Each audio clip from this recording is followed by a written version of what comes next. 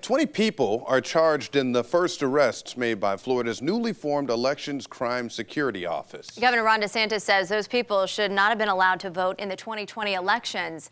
They include 6 people from Hillsborough County. The governor said those arrests involve felons convicted of sexual assault or murder who are disqualified from voting. They face up to 5 years in prison and a $5,000 fine. Let's take a look at your week in politics. I'm Aaron Parsegian. Welcome to This Week in Politics. The Florida primary is around the corner, but early voting is underway and more than 1 million people across the state have already voted ahead of Tuesday. Perhaps the biggest race on Tuesday is this one. Ag Commissioner Nikki versus Congressman Charlie Crist, a former GOP governor, in the race to be the Democratic nominee for governor. The campaign has heated up as of late as the two try to draw differences between each other, while also arguing who's the best to go up against Governor DeSantis in November. Can you beat Ron DeSantis? Oh, God, yes.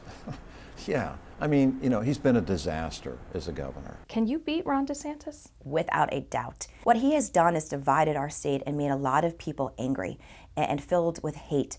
Liz Crawford did full interviews with both of those candidates. You can find those on 10tampabay.com.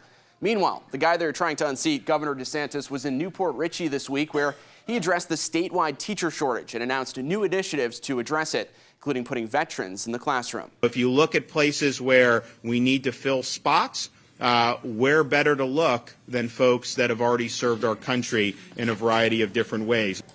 As far as the primary goes, early voting ends in most counties Saturday. If you still have your vote by mail ballot, you can drop it off at one of those early voting sites.